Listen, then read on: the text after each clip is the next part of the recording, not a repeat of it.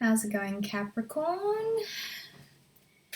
This is Lauren back from Etheric Tide. This is your monthly reading for January 2021. So this is some of the energies that you'll be experiencing moving into the new year next month. This is for Capricorn. Capricorn, Sun, Moon, and Rising. And this is a general reading for love and career. Take what resonates, leave what doesn't. My dog is peacefully having a snooze in the background, so you can enjoy watching him sleep.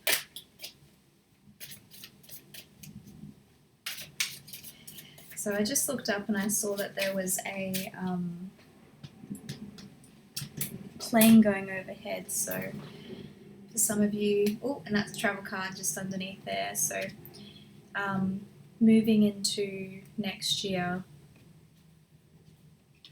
maybe taking a trip. And I mean, if you're in Australia, they are opening up obviously some borders, or maybe they're going to be having a travel bubble opening between us and New Zealand, so maybe that's something that's going to be an option for you. Certainly for big shifts for you. Now we've got ourselves the Page of Cups that has come up for you. It's like when it comes to relationships, when we're getting an offer that isn't fully, the word breadcrumbing comes to mind here. This is a Pisces card as well, if that resonates, but doesn't have to. It's more so about the energy. Breadcrumbing. So if you've noticed that in the past you've had people who have been really unclear about what the relationship is and refusing for it to, and this is another Pisces card, interesting, strong Pisces coming through. Sometimes people think this is Cancer as well, but I associate it with Pisces moon, water. So this is where people are keeping things from you and not fully committing to relationships. So you might find that moving into January that you're starting to see this pattern really clearly for what it is. Maybe moving on, and that could have been what the plane meant, as in making a shift away from this type of relationship. Do you find that quite frequently, this will be for people who are either in relationships or trying to date. Frequently you find that your needs are not fully being met within the relationship, that you have this distinct impression that somebody's playing games with you, or it doesn't feel like they're fully showing you who they are, not fully showing you the truth of who they are, and it's making you question, and it's just confusion. And I mean, part of it is from previous relationships, as in like sometimes when we expect to see something, that's exactly what we see. If we are expecting somebody to act shady, then most likely we're going to look for it, and that's how we're going to interpret the situation. So it's partly because it's happened in the past, so you really are almost perpetuating the self-fulfilling prophecy of this situation. When, you know how like you've been burnt a couple of times, so you get a little bit bitter, and then you think that every relationship or every man or woman is going to be like that because it's just happened so many times. It becomes like such an instilled belief system.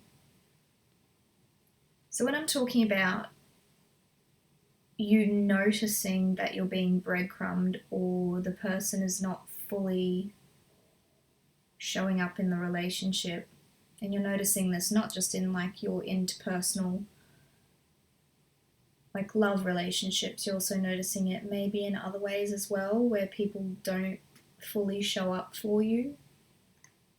It's usually an indication that we're not fully showing up for ourselves, because people can only love us in as much as we love ourselves, you know? And if we can't recognize how we deserve to be treated, if we can't fully believe that we deserve this much, we can intuitively we know something's not right. We can feel that there's a discomfort there.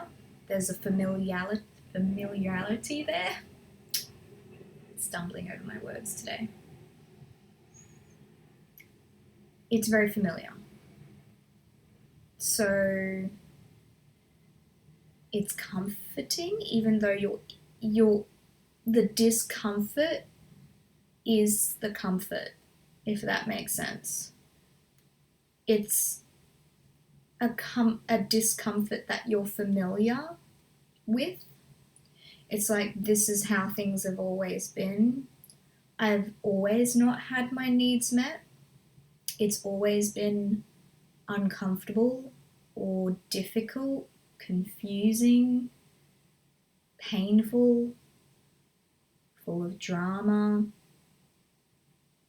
It's always me being either dismissed or hurt, or you get the point. So a great way to sort of like realize why this is happening is, what part of this scenario or this situation, what are you gaining from it? Because if you really truly weren't getting anything from it, you wouldn't be there. I think in general, whether something's good or bad for us, we do things because there's something about that we're getting from it. So for example, if you're drinking alcohol or taking a illicit substance, we know that those things aren't inherently good for us or good for our body, but we're getting something out of it. So we take it, we do it. And because why would people drink alcohol if it didn't give us that like reducing inhibition or relaxing or giving that sense of joy or happiness or carefree, or maybe it helps release anxiety. There's something about it that is giving us something, even though it might not necessarily be good for us. So, what about your situation, although you can logically recognize is not good for you, you're secretly getting something out of it? It could be that it's helping you to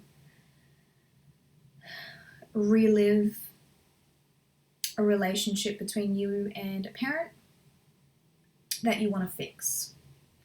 Maybe you had a parent that did this to you, breadcrumbed or was absent. You had to work really hard for their approval and love. And maybe doing these relationships over and over again are a way for you to relive that and fix the past. Get the approval of a parent through another adult, through a partner. Maybe you're, seeking that approval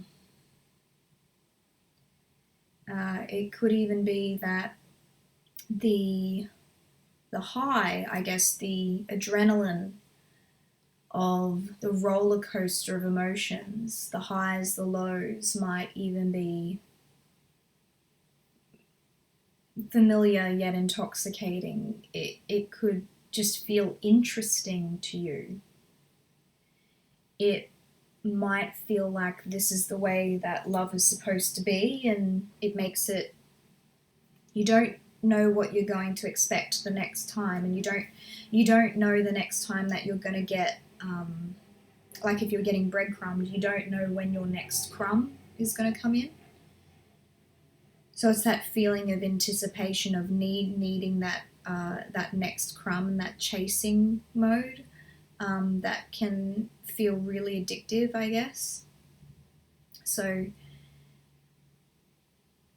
ask yourself, really be truthful and honest with yourself. You don't need to tell anyone. Don't judge yourself. What about this situation is giving me something, and how can I fulfill that in another way that's not through this person?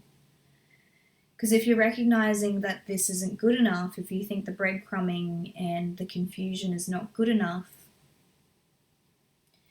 and there's something more to this that is fulfilling something for you, how could you go about, fixing that? It could be with going to therapy, it could be journaling, some sort of reflective practice, meditation, whatever that's going to be for you. But essentially you need to get down to the answers of why you're letting somebody treat you this way, when deep down you know that it's not okay. It just means that deep down you feel like that you deserve this type of treatment. That's really a hard pill to swallow, I know. But yeah, moving into 2021,